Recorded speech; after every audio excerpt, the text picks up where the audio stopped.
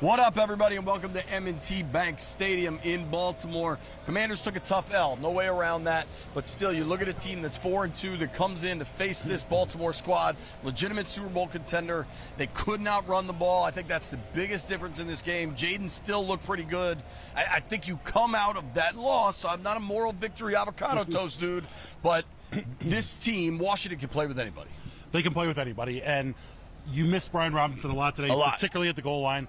I don't think he's the difference between winning and losing. I don't know why McNichols didn't get goal line carries, especially for your 100 chips bet. Definitely yeah, I mean that, nice. But also no. In reality, you needed somebody. He's got 3 touchdowns and 18 carries. He clearly has a nose for the end zone. Eckler does too. I mean, in his career, he scored a lot of touchdowns. But the point being, this team came out and fought, and this is the first game after the Bucs where they had to play from behind.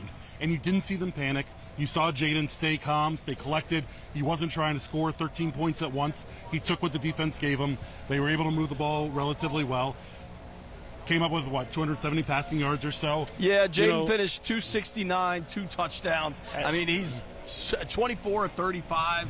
Really good. This game was physical, too. I mean, guys were really getting beat up in this one. And you saw as they were walking off the field, a bunch of those guys were beat up and hurting. And obviously, John Allen's going to be a big story this week. He had the pec injury. Generally, when they saw him really taped up with that thing. Apparently, he's going to go get an MRI tomorrow. When they rule you out immediately, you can't have a ton of optimism. I was sitting there in the press box, and we both said, I was kind of expecting Derrick Henry to finish this thing out. And sure enough, he did, right?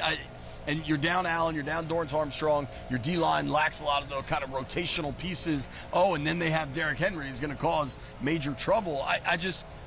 For me, my takeaway is, Allegretti just told me this in the locker room. When they got down 2 scores, they were down 14, I think. Right? They were down 14, yeah. And then they just kind of answered the Ravens. The guts, the wherewithal to keep coming back. I think it says a lot about Jaden. I was really impressed. The drive midway through the second quarter, and then again in the second half. Offensively, they weren't their best, I don't think. Right. But when you can't run the ball, and they were completely ineffective. Their running backs had 11 carries for, was it 30 yards? Maybe less. I mean, it was 35 passes to 15 runs. Eckler had 9 for 21. McNichols had 2 for 9. So 11 for 30. You're not going to win many games when you're that one-dimensional. A lot of people probably want us to get up here and kill the defense. I know BSJ had a rough day. We'll get to that with some of the GOATs. But defensively, I didn't think they were awful, but they just couldn't get off the field. Third downs make such a difference. And the Ravens convert 6 of 10. Well, and the Commanders were Washington 1 of 6. 4 of 12. Commanders were 1 of 6 in the second half. And that's, to answer, the Ravens scored right at the end of the first half. The Commanders came right back down, scored a touchdown right back at them. Would have loved to have had that field goal that got blocked, but it's a long field goal and a tough one. We have a celebration. At the end of the day, you just have to appreciate that this team fought to the end, and they got worn down by this Ravens offense. The defense did as they went by. Totally. But you got to remember that this is a Ravens team that's a big step up in competition. Right. I mean, at the beginning of the season, it looked like the Browns were going to be pretty good. They stink. Yeah, you thought the Cardinals might be decent. They kind of stink too.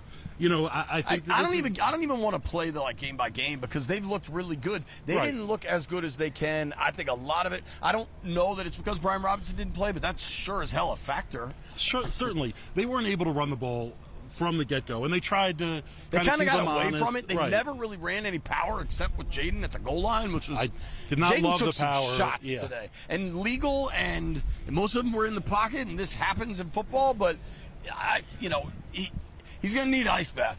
He's going to be a little beat up. And here's the thing: see Eckler walking off there. I mean, once John Allen went down, that D-line struggled, and because they weren't able to convert third downs on offense, the defense was on the field a lot of the game. You really saw the time of possession get out of hand as the game went on.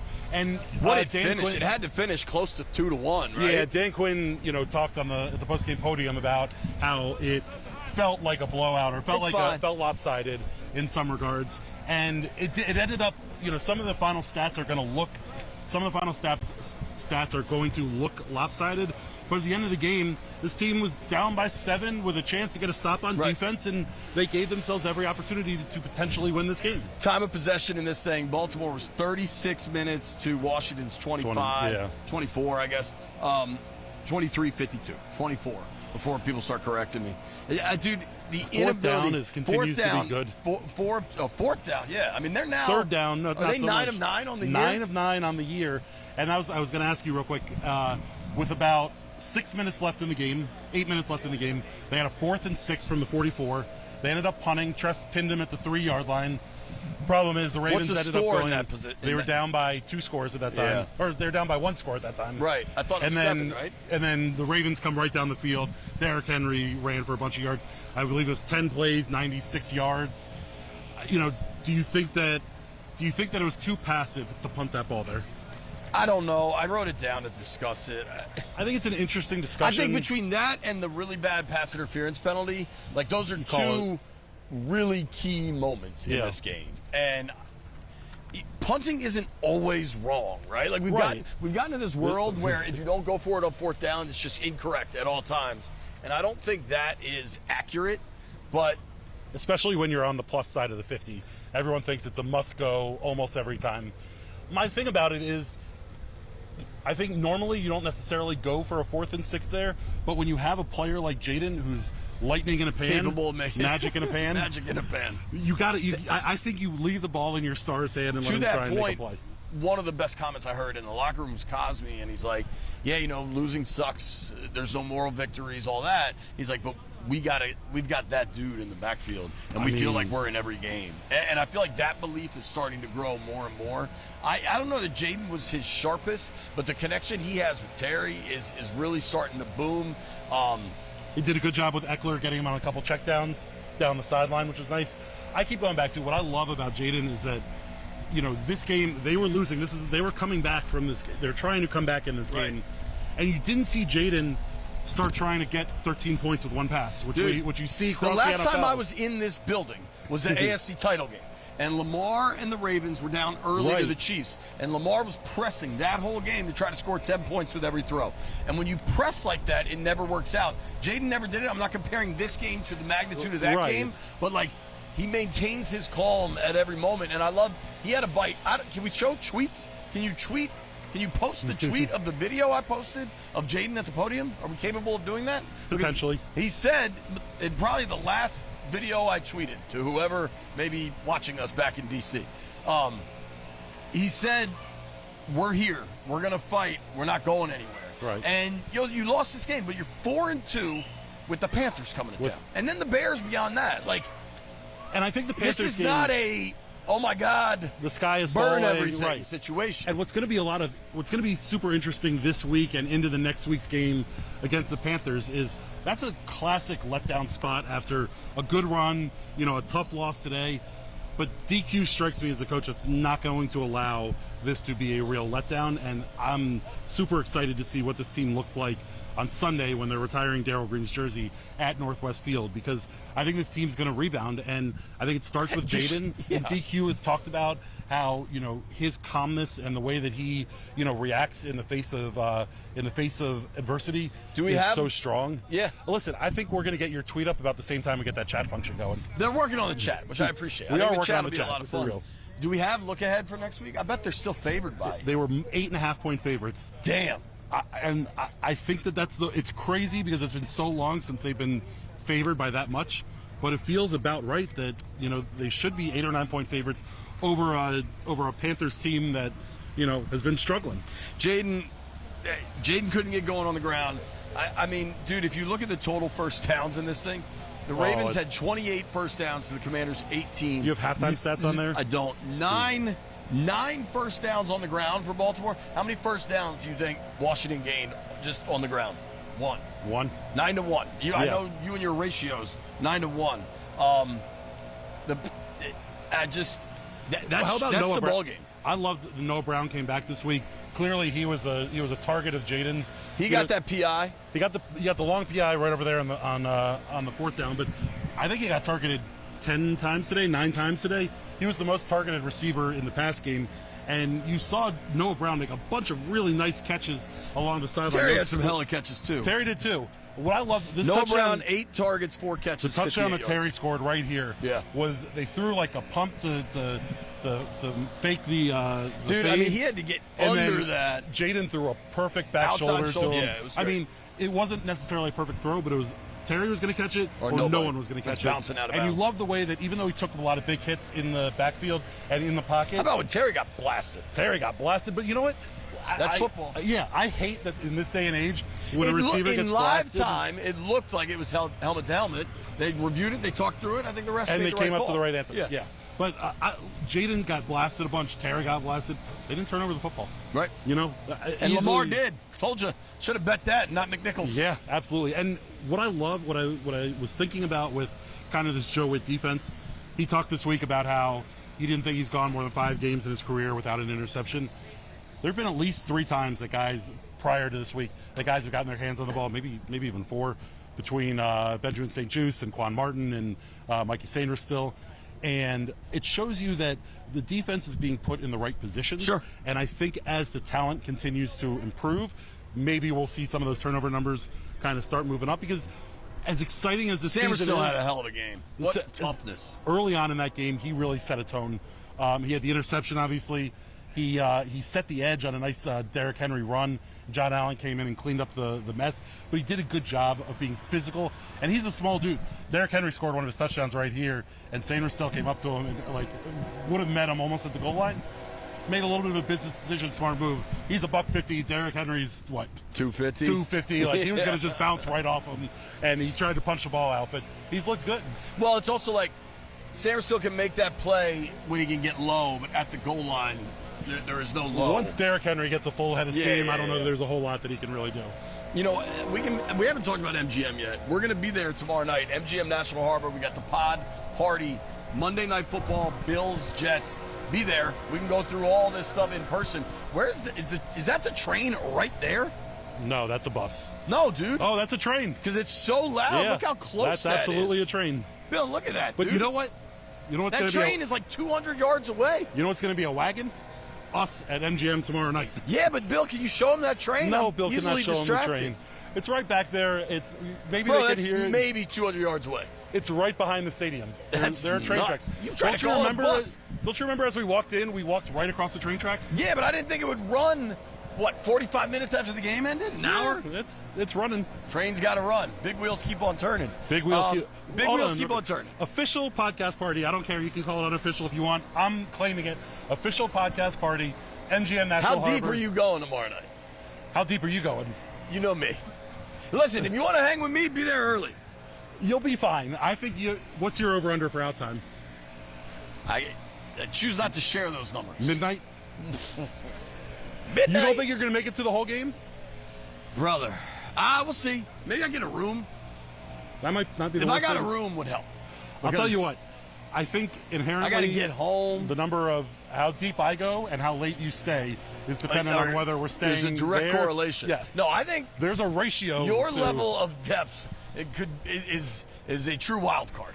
It's pre Jaden Daniels Commanders quarterback situation. Yeah, Just an you have no abyss idea what'll that you happen. never know when you can reach Like, the bottom. if you get hot at a blackjack table, Things can happen all night.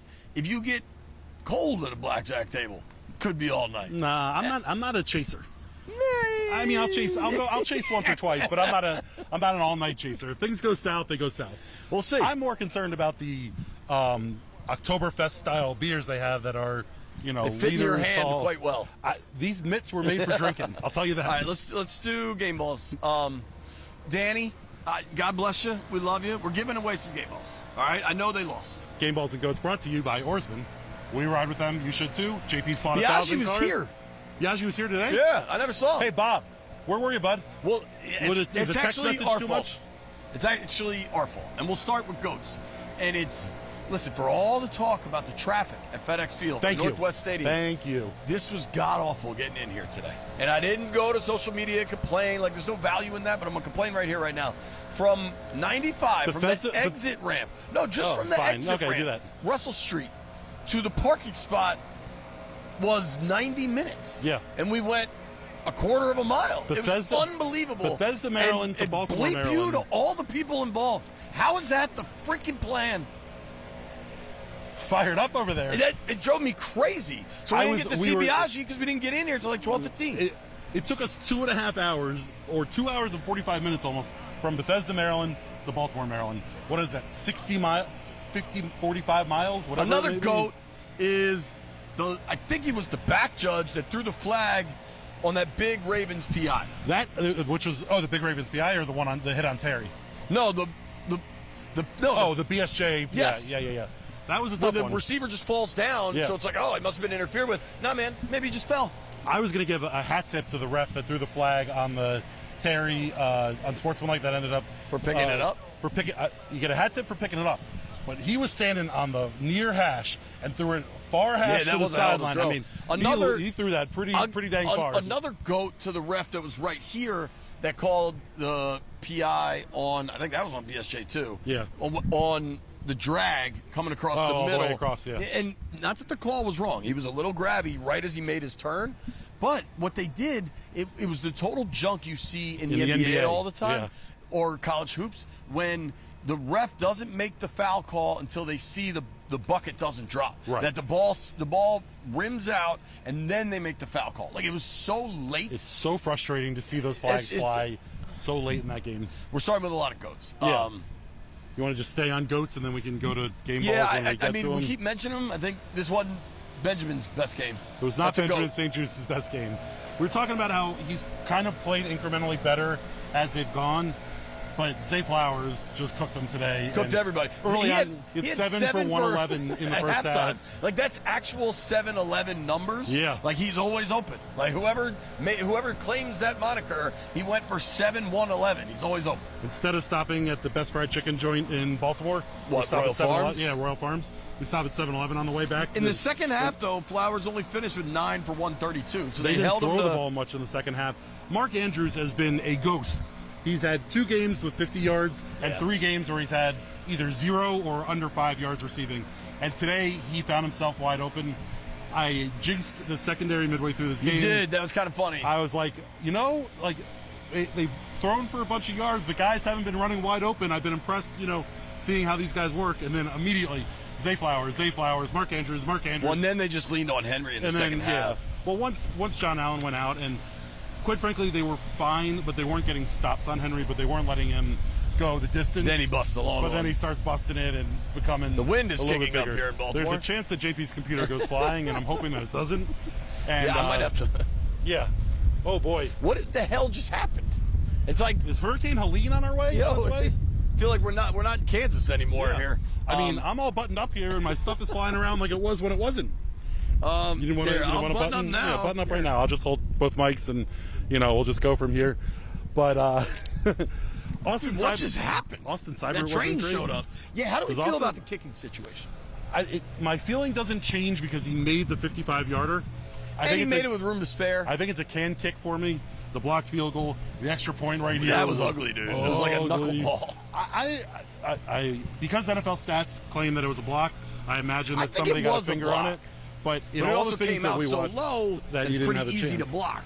It wasn't quite. Who was our guy that kicked it into the long snapper? Blew it. It wasn't quite Blew It style, dude. But he was the worst kicker we've ever seen.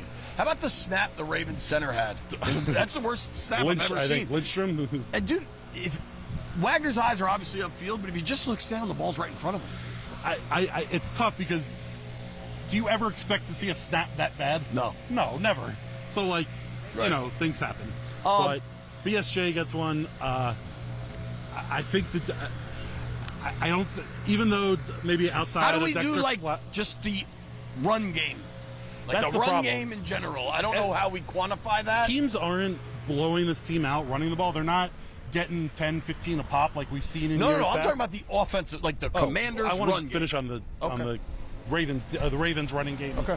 The Commanders get blown away. The Commanders' defense is not doing good enough in the run, and they did okay with Derrick Henry early. Still at 20 for 94 before the big run at the end to do it. They got to find some stops in the middle of that defense, and who knows what's up with John Allen. Yeah. But maybe Fedarian Mathis does a better job of occupying blockers than maybe John and Duran do, even though they're obviously superior athletically. But you got to get those linebackers running free. Second round pick. You'd love to you got to find a way to get stops in the middle of the field, and they're just not doing that right now. No, and then offensively, I don't know who we blame. B-Rob's obviously hurt, but just the ineffective run game. They didn't run much on first down. I liked the game plan. I thought when they did get those couple really good drives, I thought Cliff was mixing it up quite well. What'd you think about the flea flickers screen pass? That was wacky. That was I loved it. 4th and 6 is when they scored to Terry right here. You had to go for it. Like, they knew they had to go for this win. And they knew they had to come out swinging. You saw the way they approached the end of the first half. That's what I was now, going to say. Granted, that kick got blocked, but they could have gotten an extra 3 they there. They stayed aggressive. And that's why the 4th and 6 we were talking about in the fourth quarter, I wanted them to stay aggressive because I like that they've been aggressive and that they're always going for it, trying to score at the end of the half. They did a good job with their timeouts in the first half, getting the ball back with 50-plus seconds left and, having to go whatever. They were able to move it down 40, 50 yards. So I thought that looked pretty good. I am saying to the Commanders' run game offensively is at least a can kick, if not a goat. Game balls, I think Terry, I think Jaden, maybe Samerstill. You got to pick. Okay. That's probably where I'm at with first pick of the year. No, I agree. That's probably where I'm at with. I think Noah Brown gets one. I mean, he had a bunch of really nice catches, a bunch of targets. 4 of 8. Yeah. That's it. I have a can kick for old number 74. I thought that the O-line was a little bit exposed today. I think we've seen 4 straight weeks here where the offense is running so efficiently that they're able to run the ball and keep the defenses guessing. They got them kind of one-dimensional where they're throwing, I think it was 35-15 run-pass ratio there. And I think you see what a good defense can do when they can pin their ears back and know that you're throwing the ball. And particularly, Brandon Coleman, I think, struggled a little bit today. I think at least 1 sack. They're still rotating him, too. Two pressures from him. They are rotating him. I honestly thought as we got later in the game that we were going to see more Cornelius Lucas because he was a little more stout in the pass game. But also, these are valuable reps for the individual players, but for the team to play in this environment against a team that has the experience that the Ravens do, not everything's going to show up roses. And I think you saw that a little bit today. And I think ultimately when you talk about building, I think it's putting you in a good position as you start looking down the road at what is possible for this team. Yeah, I also just specific to the stadium here, because this place is dope, and they've made a ton of improvements, and it's really, really sick. I got to walk around to some of the suites. I got to see Gary Williams and Jimmy Patsos, Cal Ripken I saw in the hallway. Jimmy looked like he was having a little bit of fun. I think he was. We'll see Jimmy on the Allcast here in a couple weeks. Cal, Wizards Allcast. Yeah. Wizards Allcast, yeah. I saw Cal, and he's just massive. That's a unit, man. I got to see the governor, and everything here is dope, except the parking situation. The parking situation, we covered that. Not dope. But no, they moved the press box, and now the press box is kind of beat. The food, this place always was known for really good food. There was no food. I was going to get all I ate was chips. I was going to get to a... and I don't want to get the annoying media complaining about stuff. No, I was going to get to a goat to the Ravens. Whoever makes the decisions about the food that's served, when they played the Bills, halftime crap cakes. They always do that for night games, and I think we all kind of thought that. Meatballs today. Well, I think what I'm getting at is... They should have served the food for the flex game. They wanted to flex it. It was a big game. Give us the flex food. They didn't treat it as a big game, because if they treated it as a big game, we would have gotten crap games. Well, I think they still look... I think Baltimore loves to think of Washington, the football organizations, as the little brother. Little brother. That's fine. I think stepbrother would be different. Either way, they can think that way. Things are changing quickly, and I think you saw it on the field here. Totally. I think the Ravens were pressed in this game in a way that I don't know that they necessarily expected. Pressed, though, it was a game throughout. But they were never really pressed. They had the lead. They were playing from the head. They got to a point where they needed to... If Washington had scored late, do you... Grant asked us this in the press box. If Washington had scored late, do you kick or do you go for 2? And for me, it's easy. You go for 2 because you're not stopping them. Try to win it right there. Totally agree. And I just think they were pressed is fair. They were pushed. But they were pushed. They also were in control. They were in control, but they also had to keep their foot on the gas and keep moving the ball. They weren't ever at a point where... you could get a 3 and out, keep it moving, and not be worried about it. Well, it's also everybody acts like this team's so invincible. They lost on this field to the Raiders a month ago. Right. And crazy things happen in the NFL. Dude, you're 4-2. You got the Panthers and the Bears at home. Like, take care of business. You're 6-2. You're 6-2 going to New York. Yeah. Halfway point. You know what I mean? TCOB, baby. TCOB. Let's keep TCOBing. You want to get to the stuff? Sure. I don't know, unless you had other game balls or goats. Let's get to the stuff. Brought to you by MGM National. Again, Tap Sports Bar tomorrow night. Be there. JP's going to stay late. I'm going to go deep. We're going to have fun. I'm going to have fun. It's going to be Uber. It's going to be a great show. 100 chips. I got a little aggressive here. I went 50 on the Commanders' money line and 50 on Jaden Daniels to throw for 300 yards. Got to 269. Felt like it might get there. If they got the ball back, you were good. At the end of the day, I lost my 100 chips. I'm at 117 on the season. Were you hoping they would go for it when they kicked? They were down 10, so kicking was the right call. Kicking was the right call. Sure, you needed for two scores. Yeah, we needed 2 scores. But for my chips, I, of course, wish they would have gone for it. Unfortunately, they didn't. Here's where we're at, JP. You had 60 chips. I thought it was 7. It was 6.5 on Thursday when we did it. I thought it was 7. So JP had 90 chips on the Commanders plus 6.5. 7. It was plus 6.5 when we bet it. If you put down money at MGM for a bet and it's 6.5 and the line goes to 7, do you get the changed number or no? 7. 7. Are you doing your best Monica from the Friends? Magnanimous. Magnanimous. Yeah. Magnanimity. It was 7. Damn it.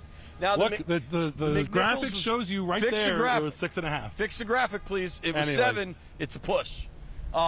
We'll argue about that. Nichols was wrong. I should have gone with Lamar, but it didn't pay enough. But that would have hit. That was the other bet I wanted to put in. That's true. You also told me I wasn't allowed to put 3 in, so I blame you for a lot of things. Sure, I get blamed for a lot. I blame you for a lot of things. Next, we can get to our over-unders. What are you getting at Tapped? I'm getting wings. Wings. Their wings are so good. Their burgers are good, and they have those tater tots. Their nachos are solid too. I ate a bunch of nachos. Starting to get a little hungry. Everything's blowing away. As we talk it's a about miracle this. we're still here. We'll get to over-unders. Jaden Daniels over under 229.5 passing yards. Went over. You and I both went over. It was over. Are over-unders brought to us by anyone? They are brought to us by BetMGM and the BetMGM app. That's where we get all of our over-under numbers, except for the one that we get from the fans, which was a lot of fun this week. God awful. The second over-under was Commanders' total rushing yards. They were averaging 178. We lowered the number to 150.5. Way under. We both went under. It was way under. And then last what did I say, 135? What did they finish? I think you said 135. They probably finished it 60. 60, yeah. I mean, it wasn't even they had 30 close. from the 2 backs. Jaden probably had another 20 on the ground. Right. Sheesh. And then lastly, JP's favorite one, the one that we got from the fans. Makes no sense, and I'm taking over next week. Pass to run ratio. Well, you can choose it next week. You don't have to choose mine. I'll tweet it out. I'll do the whole soup to nuts. I would like when they fly your tweet with the Jaden video. I'd also like them to bring up the video from last week where you said, "I'll send it. I'll do the whole thing soup to nuts." And then when I texted you, not. You did. Now last I'm week, saying it last week you said it with authority. Okay, fine. I'll give you that. Definity. Last one was I can't talk. Passes to rush ratio. 3-1 was the over/under. Bill, does this make any sense? JP went under. I went over. It was almost 5-1. Jaden didn't run that much, and Lamar threw the ball a million times. So I won. Congratulations. 3-2 this week. We are now tied 2-2 on the season. All right. So no longer a commanding lead for you. Commanding lead with the chips, but it's a push. So I shouldn't have lost 90 chips. We can discuss that offline. You're always trying to push this thing a little bit. Sure. Last thing we got is I'm an angler. The Benji bet. Well, hold on. Oh, we're doing MGM. We found these. They blew back to us. Wonderful. MGM National Harbor is your game day destination this fall. Catch games all season at Tap Sports Bar and the BetMGM Sportsbook and Lounge. At Tap Sports Bar, it's awesome indoor, outdoor TVs, bars, 48 beers on draft. Great game day food. You heard us talking nachos, tater tots, and wings. Be there tomorrow night. Podcast party, Bills versus Jets. All right, big man. Benji bet. Guessing neither of us hit. We both bet the Commanders to win. We both had a little bit of confidence. Wasn't I at 30? You were 30-26. Now, we've talked about this. Do you want some avocado toast? Well, I also had 30 for the other team. Yeah, you had 30 for the Commanders. I was pretty damn close, though. You know what? I bet we could get our photographer, Bill Hobson, to go run and get some avocados. We can toast up a little bread here. I had 27-25 Commanders. I was close. Either way, neither of us hit it, which is a shame. But I was close on everything and achieved nothing. That's kind of what the Commanders did. Horseshoes and hand grenades, baby. Like the Commanders were close on everything. Yeah. Like they kind of pushed them, kind of pressed them, showed some guts, kept coming back, but 1-0. 1-0, exactly. Do we got now what makes you smile? Teethkeepers.com from Dominion National. But this time, we actually have the read on an actual card, so no reading off of papers and throwing them at you. What Makes You Smile is brought to you by Dominion National. You can smile big and pay less at Teethkeepers.com. Teethkeepers.com offers dental and vision benefits for everyone with plans starting under $6 a month. Don't have benefits through your employer? Are you self-employed and need dental and vision benefits? Teethkeepers.com has various plans for individuals to choose from that include value-added benefits. Visit Teethkeepers.com today and enroll in minutes. If you're going to do the read, just give me one. You sing. Teethkeepers.com. You sing enough for both of us. You got it. What made you smile? Today, Not the traffic. No, certainly not the traffic. Today for Not me, the it refs. was pretty easy. Coming off the field, the guys were obviously disappointed. They weren't they were beat up a bunch. Adam Peters, Josh Harris were there walking off with Jaden Daniels with the group, high-fiving, patting them on the back, all those different things. And I got to tell you, for me, the consistency, to have your leadership be at a place where you're going to treat them the same, win or lose, is just shows is a strong leadership style. And I appreciated seeing that. And I like the fact that we saw them when they were beating the Browns, when they were beating the Cardinals. Those guys were excited. They were there at the locker room meeting them. Today, obviously not the result they wanted, but they're acting the same way. And I think that shows you, what they're trying to, the type of culture they're trying to usher in here. Yeah, it's a good one. I might have two. So, got to talk to Cosby and Allegretti after the game, and they both talked about not that the question was asked, but their answers just kind of got us to a place where they both ended up talking about Jaden, and just that Jaden is the guy, and that they feel this sense. Allegretti said, he's like, man, we're down 2 scores, and nobody's worried because we know we can come back down on them. It's been so long since you could say that in Washington. The kid's the real deal, and he answers all the questions. All the hype with him and Lamar this week, all of it, like he just handled everything so well, played well. That's one. If you're doing 2, can I? Oh, go ahead. I'll do my second after yours. No, because mine is a general thing. No, I'm time traveling. So go ahead. Mine is, I think it's fun when the media, when we talk about the fact that it's a litmus test, it's a measuring stick game, whatever. I feel like the old Redskins, Washington Football, Commanders teams would have agreed. They would have been like, yeah, this is a measuring stick test. We'll see kind of what we can do. And to a man, none of them would accept that was actually the case. Dan Quinn, Jaden Daniels, the rest of the team. And I just think that shows you Terry too, yeah. It shows you a mental state that these guys are in, where they don't think that, oh, let's just see how good we are. We're good. We're going to go out there and prove that we're good. And if we don't win this game, we're going to take that and build off of it. I thought that was a really good mental place for these guys to be in. Totally agree with that, and that leads right to mine. Perfect. I am pre-smiling. Okay. I'm calling my shot because I think when we get to the live stream next weekend after the Panthers game, it's going to be a comfortable Commanders 38-17 win. And I think in that situation shows how different this team is. That they're not going to come up here and play really well and lose and then just have it fall apart. Yeah. I don't think there's any bone of that in this Commanders team's body. Like, they just seem like a different organization. And we've got to remind ourselves that, like, everything is different. The universe changes and evolves, and operationally, organizationally, Washington has. I'll give the fans. I'm pre-smiling. I'll give the fans a hat tip for. There were a lot of burgundy here too. There was burgundy here. Not thinking the sky is falling. Last week at home against Cleveland, that was a great crowd. I cannot wait for Darryl Green's number to be retired, for him to get the long overdue credit that he deserves. It's going to be really fun, and fans are going to have all afternoon to get lubed up and ready for that game. That parking lot's going to be a siege. Did you say lubed up? I said lubed up. You got a problem with that? I don't, we got to go. Are you going to make it a problem? No, man, I'm getting us out of here. Are we done? Oh, yeah. Done? I think we took care of business. We'll see you at National Harbor tomorrow night, Monday, October 14th. Michigan, get all lubed up. Commanders far, I owe you a beer.